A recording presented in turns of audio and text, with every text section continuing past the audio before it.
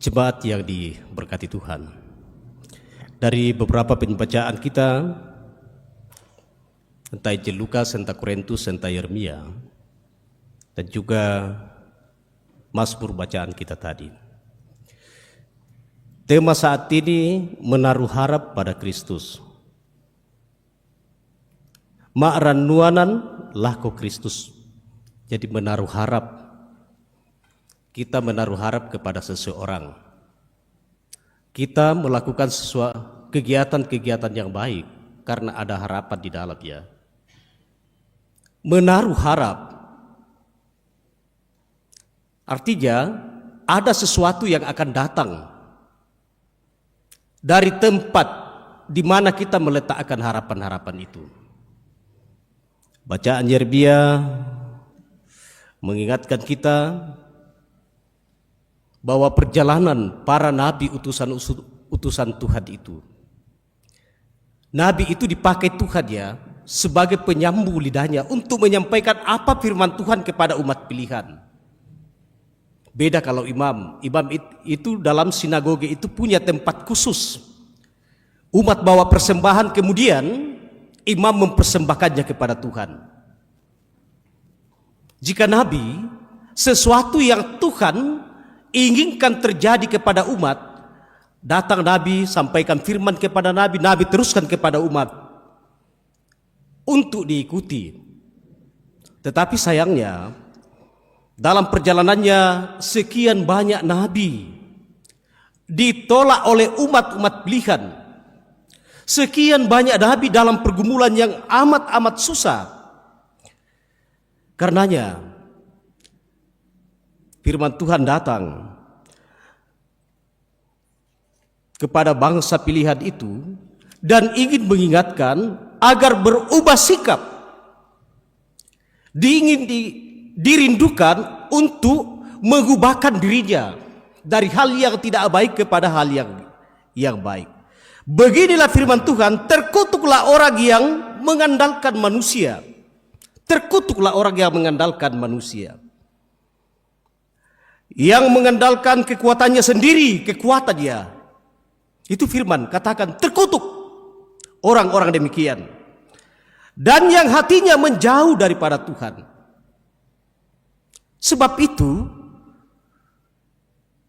para nabi diminta Tuhan sampaikan kepada umat. Sekian banyak umat yang sudah mengandalkan kekuatannya. Sekian banyak umat yang sudah menggantungkan harapannya kepada sesamanya. Samalah kita kalau orang yang sangat-sangat diandalkan di dalam keluarga. Dan kemudian Tuhan berkehendak lain baginya. Dia cepat pulang kepada Tuhan. Oh, dalam bahasa Toraja dia kata ta'am untuk kipurannu. Tidak ada harapan kami lagi. Yang kami rindukan, kami harapkan dia. Banyak orang di usia-usia yang sangat merindukan pendampingan dari orang tuanya, entah dari ayah, entah ibu, tetapi di luar keinginan dan kehendak, tiba-tiba pergi mendahuluinya, memenuhi panggilan ilahi. Saya bahasakan sedemikian ya. Oh, bingung mote pia, ini anak sudah yatim, ini anak sudah piatu, ini anak sudah yatim piatu. Tidak ada orang yang bisa diharapkan lagi tentang masa depannya. Hal-hal demikian yang ingin kita lihat dari firman Tuhan, bagaimana firman Tuhan meyakinkan kita bahwa kehidupan kita ini berjalan dengan bagus, berjalan dalam perlindungan Tuhan, berjalan dengan menaruh harap kepada Kristus setiap saat. Kalau di dalam Injil Lukas mengingatkan kita terkait dengan ucapan celaka, terkait dengan ucapan yang mensukacitakan kehidupan kita. Berbahagialah hai kamu yang miskin, karena kamulah yang mempunyai kerajaan Allah. Jadi miskin di sini tidak bisa diterjemahkan secara letterlet saja bahwa miskin itu tidak punya harta ya. Tidak punya apa-apa dalam hidupnya. Saya kira bagi kita sekalian orang-orang Toraja,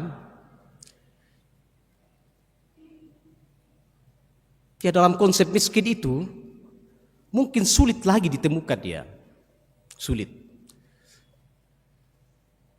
Sebab gereja juga sudah bergerak jauh lebih luar biasa. Dan orang-orang yang memiliki hati untuk menyentuhkan sesuatu kepada sesamanya, menolong sesamanya, semakin bergerak juga ya. Jadi tak ada tongan ke kita tuturaya. Ada orang yang hidupnya serba sulit. Dalam waktu-waktu tertentu kita menampilkan beragam kegiatan-kegiatan. Di sana ada makan, di sana ada minum.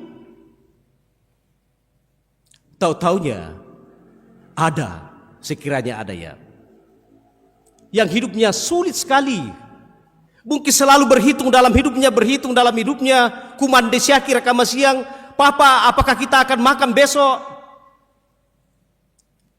Beda dengan yang lain ya. Dia tidak bersoal lagi dengan apakah kita akan makan besok. Tetapi yang selalu diungkapkan ialah kita makan di mana besok. Atau dia dalam sesuatu hal, dalam kumpulan, ya ada orang yang dalam kumpulannya itu secara apa sadar apa tidak ya. Sikapnya itu menandakan bahwa dia memprogramkan sesuatu, mindomo tulatakan de masiang, mindomo tulatakan de masiang. Jadi itu kan ada 4 ya. Dalam harapan ya. Di siara kapal di kande masiang, apakah kita akan makan besok ya? Oh kita makan di mana besok? Oh besok kita makan apa lagi? Oh besoknya lagi kita makan siapa ya? Itu kenyataan ada Bapak Ibu, sebab dia mengambil hak orang. Hak orang yang tidak semestinya dia makan. Dan situasi itu sesungguhnya dilebur dalam apa yang dikatakan oleh Tuhan Yesus di sini. Sesungguhnya situasi-situasi seperti ini mungkin dalam bentuk yang lain tidak sama ya. Dialami para pengikut Tuhan di masa dulu, di masa Yeremia tampil untuk memberitakan firman, di masa Tuhan Yesus tampil untuk memberitakan, menyampaikan ucapan bahagia, menyampaikan ucapan celaka kepada banyak orang. Berbahagialah hai kamu yang sekarang ini lapar, karena kamu akan dipuaskan. Kelaparan sama seperti miskin tadi tidak bisa secara letterlet ya. Konsep lapar jauh lebih dalam. Lapar, haus akan kebenaran, rindu dengan persekutuan, rindu dengan kebaikan-kebaikan. Itu lapar, itu haus. Bukan hanya bersoal tentang makanan yang masuk di mulut, bukan hanya bersoal dengan air yang masuk di mulut atau minuman, tetapi jauh lebih dalam kita bisa menerjemahkan dalam hidup kita bahwa sesungguhnya lapar dan haus ini yang dimaksudkan. Dan juga terkait dengan kaya ya, kaya. Tidak bisa secara letterlet juga bahwa dia hanya memiliki materi-materi harta yang luar biasa ya. Tetapi terkait dengan bagaimana menghayati anugerah Tuhan dalam hidup ini, bagaimana menghayati berkat-berkat Tuhan yang ada dalam hidup ini, kita sentuhkan kepada yang lain. Dalam pertama Korintus kita mendengar tentang kebangkitan. Untuk apa berlela-lela memberitakan tentang Yesus kalau dia mati terus? Untuk apa memberitakan Yesus Kristus kalau ia tidak bangkit? Dan kebangkitannya itu menjadi buah sulung bagi setiap orang-orang yang mati dalam Kristus dan akan dibangkitkan pada masanya. Kalau di zaman Yesus dan sebelumnya ada namanya penganut-penganut entah Epikuros, entah Stoa, bingung tentang kebangkitan, bingung tentang masa depan, sehingga dalam satu pernyataannya itu mengatakan, "Oh, mari kita makan, makanlah hari ini. Besok kita akan mati." Dia tidak ada harapan tentang kebangkitan. Dan kalau di dalam beberapa agama suku, Bapak Ibu, saudara-saudaraku sekalian, paham tentang kebangkitan, bahwa tidak akan ada kehidupan, kematian yang kekal ya. Hanya saja caranya, kepada siapa dia meletakkan imannya itu. Sama kita kalau manusia Toraja, sesungguhnya tidak ada kematian yang abadi di dalamnya. Yang jelasnya ritual dari kematiannya itu harus terpenuhi ya. Sederhanakan rumusnya.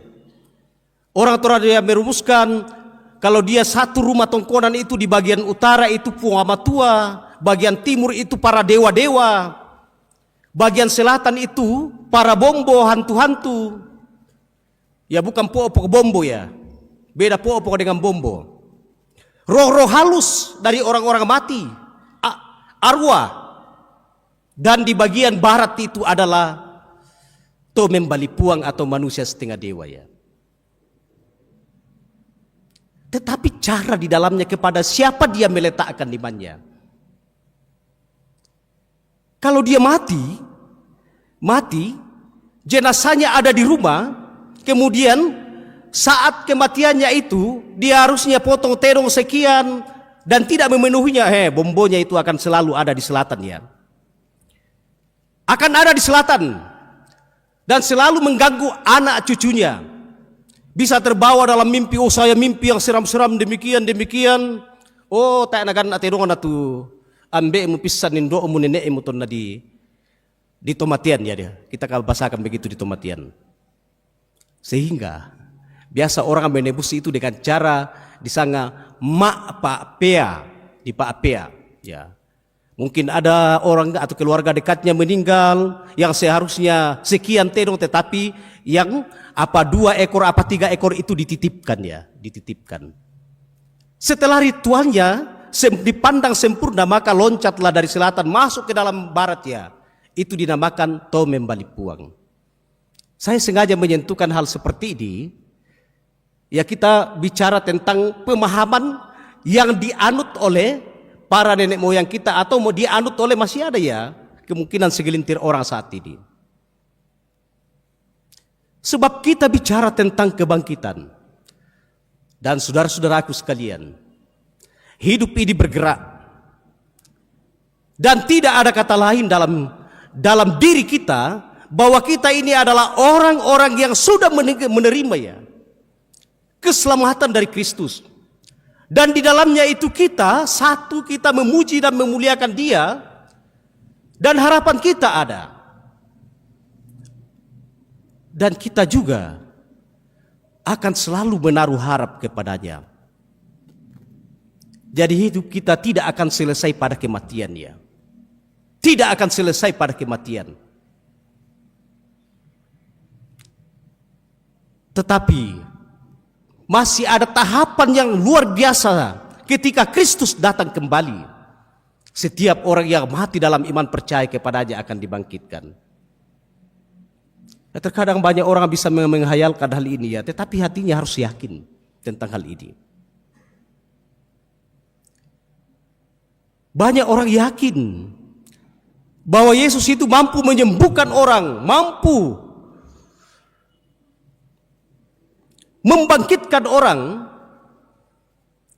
tetapi diperhadapkan dengan situasi atau persoalan kehidupan keseharian dia ragu atau khawatir. Menaruh harap kepada Kristus, Bapak Ibu Saudara-saudara, tidak hanya dengan serentetan catatan-catatan yang mungkin kita ulang-ulang, entah di pagi hari ketika bangun doakan, entah mau tidur di malam hari doakan, duduk lama-lama doakan. Tidak hanya itu, tetapi kita juga akan mendapatkan sesuatu yang amat luar biasa ketika teguh dalam iman sampai pada kesudahannya. Ya sama seperti saya, Bapak Ibu, dan saya kira Bapak Ibu juga yakin ya. Sama ya, itu keyakinan saya. Kalau mau tidur di malam hari, doanya mulai didoakan ini, mulai didoakan ini, mulai didoakan ini. Bangun di pagi hari atau kalau memungkinkan masih duduk secara bersama-sama berdoa, nyanyi memuliakan Tuhan, doanya ini 1, 2, itu kan menaruh harap. Oh yang dah kebong yang pula mama kianu ya jujur saya selalu bawa dalam doa sampai nama keramat atau kunilan ya. Di kebun itu ya manu tempat yang keramat ya. Budak kaburu. Ya jadi orang-orang kalau isong kalu ke dalam itu pasti tahu ya tempat-tempat itu. Tuhan beri ketenangan kepada saya ya. Tidak mungkin kuasa-kuasa yang seperti itu, jauh lebih luar biasa ketimbang kuasa Kristus ya. Dan saya damai ya. Pasirian akan marampasan milang kamamarangku opuang. Kumamma masanang. Masiang atau angku milik si tuang kamatotoran. Nah ini juga berdoa ini dalam menaruh harap kepada Kristus. Wih berkati saya dalam tidur saya di malam hari ini Tuhan. Ya, besok Tuhan bangunkan saya ya. Wih nami puang lamu suadukan pamilik ko. Bangun sendiri dong. Ya. Tidak mungkin dia. Itu sederhana ya, sederhana. Tuhan bangunkan besok ya. Artinya kita bangun sendiri, tapi Tuhan kasih kekuatan yang luar biasa untuk jalani hidup sehari lagi ya. Ya. Saya terkadang ya Tuhan bangunkan besok di pagi hari. Kok enggak, mamamu ya papamu yang bangunkan kau, nak bukan Tuhan datang bangunkan dia. Jadi terkadang saya mengucapkan itu, terkadang kita salah menaruh harap atau salah berbuat dalam harapan-harapan. Dan Bapak Ibu Saudara-saudara sekalian, pada ayat 26 dari Injil Lukas, celakalah kamu jika semua orang memuji kamu, karena secara demikian juga nenek moyang mereka telah memperlakukan nabi-nabi palsu. Jadi ini persoalan pujian. Ya ada beberapa teman pendeta ya, saya tidak sebut namanya, ketika dalam proses Kalpataru itu, begitu hebatnya luar biasanya pendeta Raseli disanjung-sanjung dan seterusnya dalam prosesnya sampai dapat Kalpataru ya. Nakua mimpukade nakua ona mualai mengikuti kalamala abirana Kristus. Kau sudah merebut kemuliaan Tuhan. Oh tidak ya. Saya harus tahu diri bahwa kemuliaan Kristus itu tetap di atas segala-galanya dari apa yang kita buat dalam hidup ini. Ketika kita sungguh menaruh harap.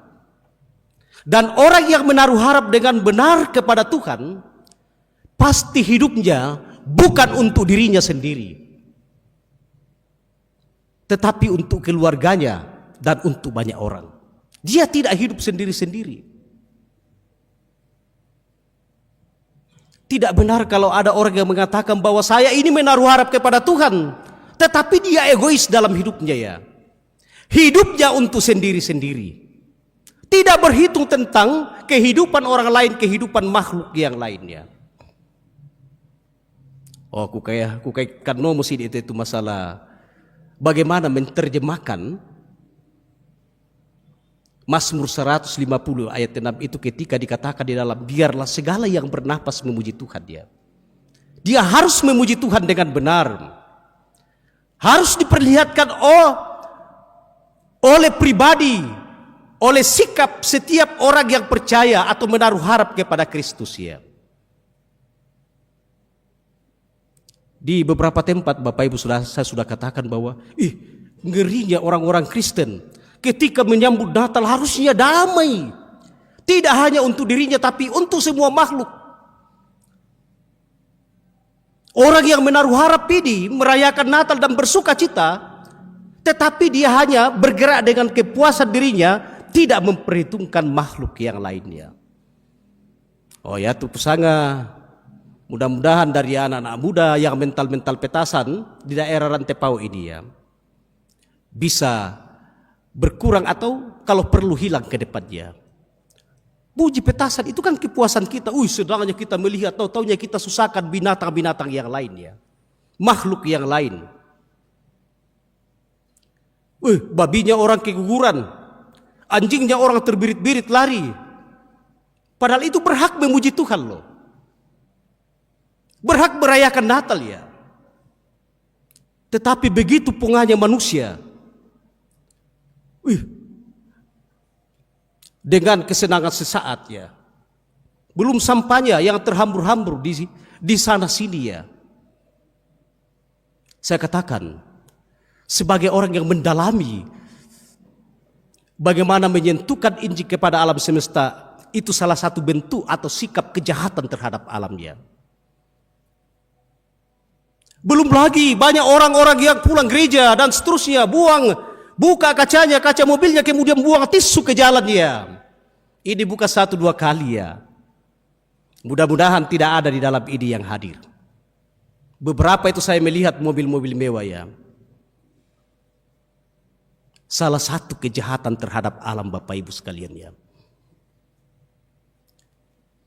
Berulang-ulang saya katakan, saya ini orang yang mencintai alam ya. Saya ini orang yang menaruh harap kepada Kristus, sikap saya harus nampak dan terlihat oleh para sesama saya atau sesama manusia atau dirasakan oleh makhluk yang lainnya. Tak aku kubela maabunga sampar ko salu Bapak Ibu saudara-saudaraku ya. Sering-sering kali saya pergi ke sungai cari ikan dan seterusnya. Saya tidak pernah meludah ke sungai ya. Meludah tidak pernah ya. Ya mau nak masih banget apa matu dalil sebab saya hargai ciptaan Tuhan ini dan saya harus perlakukan sebagaimana mestinya yang sepandang baik. Ya nato menaruh harap kehilangan Kristus. Kalau kita menaruh harap kepada Kristus ya, kita lakukan apa yang Tuhan katakan, catatkan dalam firman-Nya ya. Termasuk hari itu, biarlah segala yang bernapas memuji Tuhan ya, Mazmur 150 ayat Nabi ya. Tumbuhan bernapas dengan cara yang Tuhan lekatkan kepadanya. Hewan, binatang, anjing, babi, ayam bernapas dengan cara yang Tuhan lekatkan padanya. Dia berhak memuliakan Tuhan ya. Biasa tak menapura itu dalam itu Injil Markus pasal 16 ayat 15 ya. Tetapi saya sering-sering ulang-ulang kepada jemaat untuk perdengarkan. Kan Tuhan Yesus katakan di situ. Lalu ia berkata kepada mereka, pergi ke seluruh dunia, beritakan Injil kepada segala makhluk. Makhluk itu manusianya, tumbuh-tumbuhan, tanaman, hewan, binatang ya.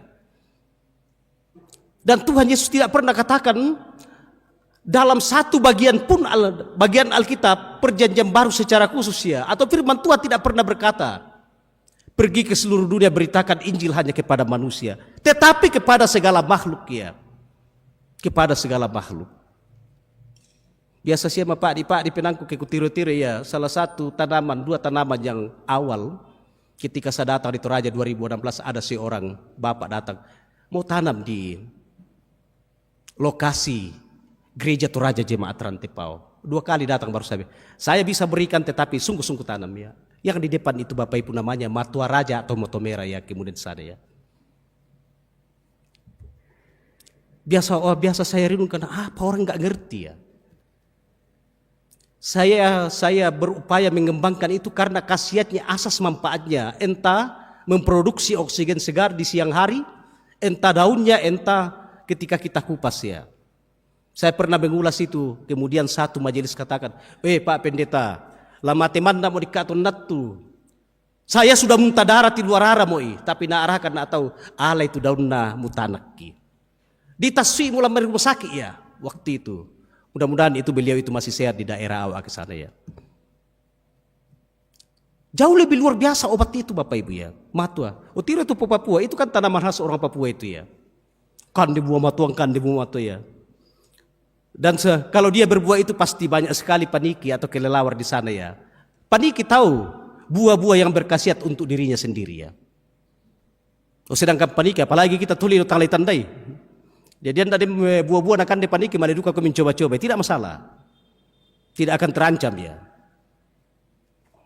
Dan karena itu Bapak Ibu, kita ini bergerak, hidup selalu bergerak ya. Rumusannya kita menaruh harap kepada Kristus. Sungguh-sungguh menaruh harap, dan menaruh harap itu harus nyata dalam sikap kita mencintai semua makhluk ya, dan memperlakukannya sebagaimana mestinya ya. Jangan jahat terhadapnya ya. Contoh yang jahat itu ya, nonton Seterong Silaga tuh, tambah-tambah begitu sorak-sorainya ya. Silaga terong kupolo di katandung na tes silun na terong na, dia tidak pernah merasa bersalah ya. Dia tidak pernah menghayati bahwa Tuhan minta kau untuk sentuhkan Injil kepada satu ternak atau binatang ciptaan Tuhan ini. Bukan diperlakukan semena-mena. Beda kalau di slaughter atau di tinggoro ya, itu persoalan lain, sudah sebagaimana mestinya harus diperlakukan dia. Dan sampai pada kesudahannya orang yang menaruh harap kepada Kristus itu ini yang terakhir ya. Selalu dinamis hidupnya ya. Terkadang kuat, terkadang lemah, kuat teguh dalam iman percaya kepada Tuhan.